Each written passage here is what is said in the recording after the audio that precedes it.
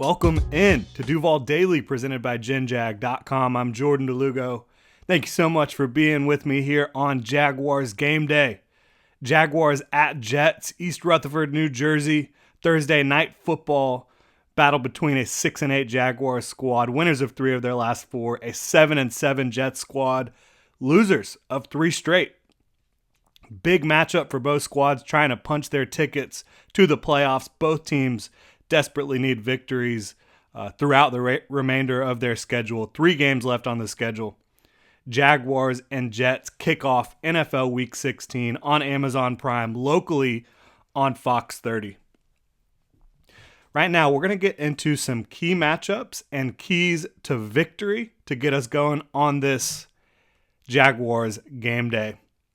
Only primetime game of the season so far. It is possible the Jaguars do get flexed in the final week at home against the Titans, depending on how much that game means for the playoff picture.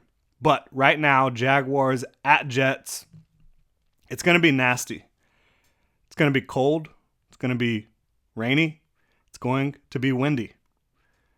100% chance of rain on the forecast during the Jaguars, during the matchup tonight. And then also winds 15 miles an hour. It's going to be pretty chilly as well. It's going to be a nasty one. So obviously you're going to have to pay attention to that. It is going to impact the game. But we'll start here with the matchups and then work into the keys to victory. I'd like to remind you to follow me on Twitter at Jordan DeLugo, Generation Jaguar at Generation Jag. You can hit the like and subscribe button here on YouTube. You can also hit the notification bell so you do not miss a show. All right, so getting into these key matchups. Quinnen Williams versus the Jaguars' interior offensive line. Quinnen Williams is technically a game-time decision here. I believe he's going to play. His brother Quincy talked about it earlier in the week, saying he was hopeful, optimistic about Quincy playing in this one. And Quinnen playing in this one. He has a calf injury right now, was limited on Monday, was limited on Tuesday. But he was full on Wednesday. So I think that you're probably going to see Quinnen Williams. And Quinnen Williams is the Jets' best player. Interior defensive lineman, a guy that was a former top 5 pick, unbelievable talent physically when you talk about his quickness, explosiveness, and power, and his ability to shoot gaps and get into the backfield quickly, take down ball carriers and quarterbacks alike. He's a game wrecker when healthy. Is he going to be fully healthy? Is he going to play? We'll see. But if he is on the field, the matchup between him and the Jaguars' interior offensive line is going to be critical. You've got Luke Fortner at center, who is a rookie. He's been playing some decent football throughout his rookie year. He's certainly progressed since the beginning of the year.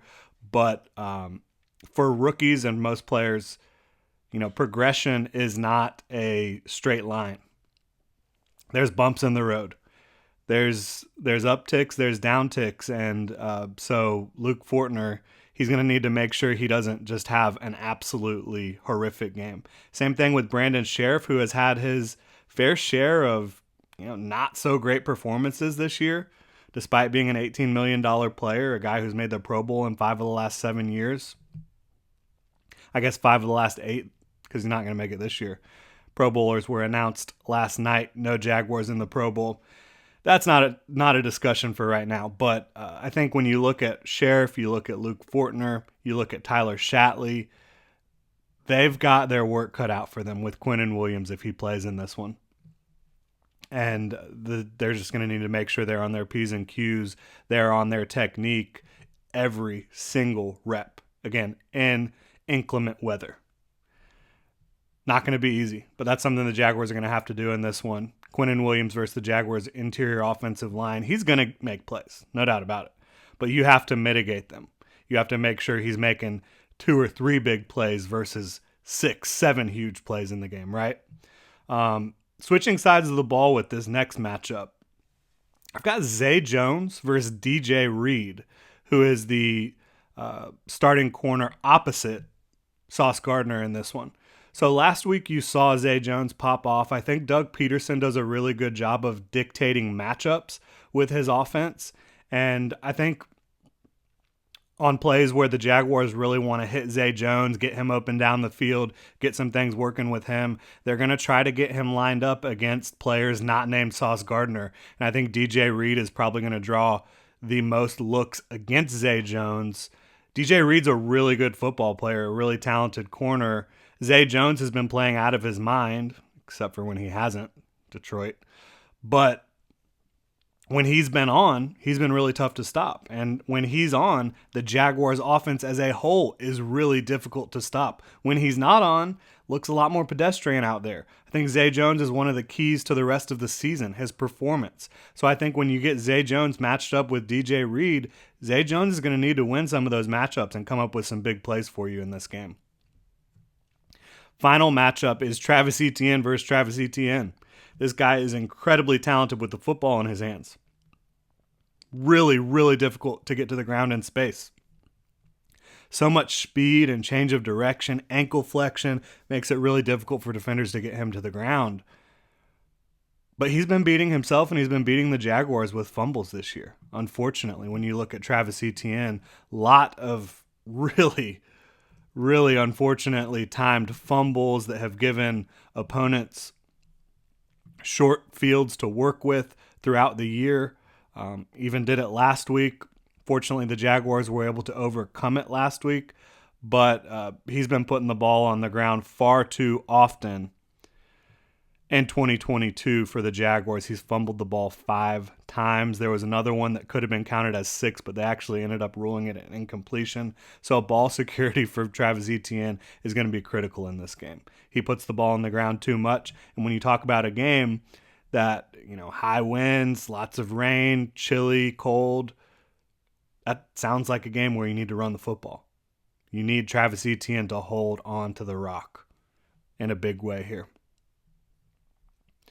All right, so that does it for the top 3 matchups. Again, Quinnen Williams versus the Jaguars interior offensive line, Zay Jones versus DJ Reed, and Travis Etienne versus Travis Etienne. Getting into the keys to victory, you cannot play victim to the elements. You have to own your performance, take care of the football. You've had all week to prepare. Well, I shouldn't say all week. You've had 4 days to prepare for this contest. You've known this entire week that it looks nasty outside in New York. It's going to be a little bit of a sloppy game. You can't let that beat you. Any of the Jaguars players. You have to own your performance. You have to take care of the football. You have to remain focused. Snap in, snap out. You can't let the cold, the wind, the rain, any of that beat you. Because if you let that beat you, your opponent's going to have an easy time. Bottom line. Controlled attack of Zach Wilson is my second key to victory. I say controlled because if you are not assignment sound, if you are not playing with integrity towards your assignment, Zach Wilson's going to get out of the pocket. He's going to escape and he's going to make plays. But you don't want to give him all day either, right? You want to put some pressure on him. You want to close the pocket. You want to make it uncomfortable, because if you do give him all day, with the Jaguars' current situation at corner, and with Zach Wilson's ability to create, and with Elijah Moore, Garrett Wilson, and looks like Corey Davis should be good to go for this one, I just don't think the Jags are going to hold up on the back end if they don't get pressure. But you need to have a controlled pocket attack, right? You want to keep Zach Wilson in the pocket, and you want to make it uncomfortable in that pocket. You do not want to over pursue. You don't want to get too far upfield, allowing him to just sneak out of the pocket, sneak past your edge rushers if they get behind him. It needs to be a controlled attack, but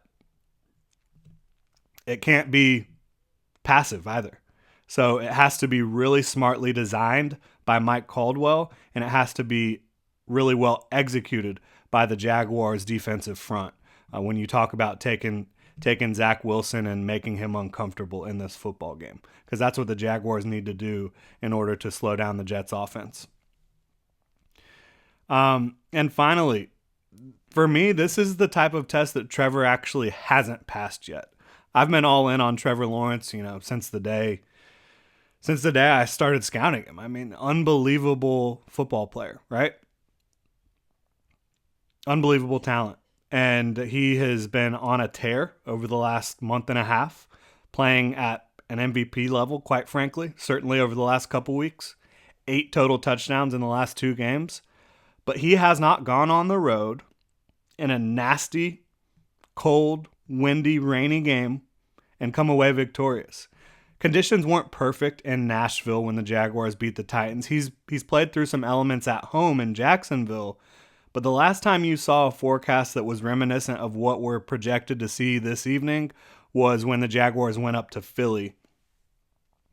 And we're dealing with that monsoon after the hurricane, the remnants of that hurricane that rolled through. So this is kind of a test that Trevor Lawrence hasn't passed yet. He also, this is a primetime game. Hasn't won a primetime game yet either. Last week, the Jaguars were a national television game on CBS or Fox. I think it was on Fox, actually. But they haven't been on primetime. They haven't been the only show in town this year. So it's gonna be a test for Trevor in terms of the spotlight, which I think he can handle. I think we've seen that throughout his career. But on the road, hostile environment, nasty weather conditions, Trevor has to ball out, and that's what he's been doing the last 6 weeks. He's going to have to do it again today in East Rutherford, New Jersey, Meadowlands Sports Complex. Nasty weather, hostile crowd. Another team that they're facing that is in desperate need of a victory. They've lost 3 straight, have the Jets. They have a really tough defense, a well-coached defense. Trevor's been making light work out of pretty much everyone he's faced over the last 6 weeks, but he's got to prove that he can get it done in these weather conditions on the road in a hostile environment. I want to see him do that tonight. I think he will, but I need to see it, right? Need to see it before you say he can. But that is going to do it here for our keys to victory and our key matchups in this one. Again, we're looking at Quinnen Williams versus the Jaguars interior offensive line, Zay Jones versus DJ Reed, Travis Etienne versus Travis Etienne. The Jaguars just kind of versus themselves as a whole. You got to remain focused, own your performance, take care of the football. Do not play victim to the elements. You have to have a controlled attack of Zach Wilson, and you have to have Trevor ball out, right? I mean, for the Jaguars to win football games, your best player has to play like your best player, and that's Trevor Lawrence right now. They need him to go out there and look like the guy he's looked like over the last month and a half. If he does that, I think the Jaguars should emerge victorious in this contest against the New York Jets. Again, that will do it. Thank you so much for tuning in. Let me know what you think the keys to victory are, the key matchups. Hit me up on Twitter at Jordan DeLugo. You can drop a comment in the comment section below. Let me know what you're thinking about this one. And you can also hit up Generation Jaguar at Generation Jag on Twitter. Check genjag.com, pick up some new Duval gear. You can also become a channel member right here on YouTube, get some cool perks, and get discounts on genjag.com. So thank you so much for tuning in, Duval. Happy game day. Enjoy it. And enjoy having a little mini bye. This weekend, you'll be able to just sit back and watch the rest of the football games without worrying about the Jaguars. So it should be a fun weekend. And hope we all have a happy holidays. Merry Christmas to those who celebrate. And can't wait to get back at y'all after this Jaguars dub, hopefully, tomorrow morning. Or maybe even this evening. We'll see. See if we're feeling frisky. Game should end around 11:30, midnight. We'll see if we're able to get a post-game show up here this evening. But again, thank you so much for tuning in, Duval. Enjoy your game day, and thank you for supporting the channel.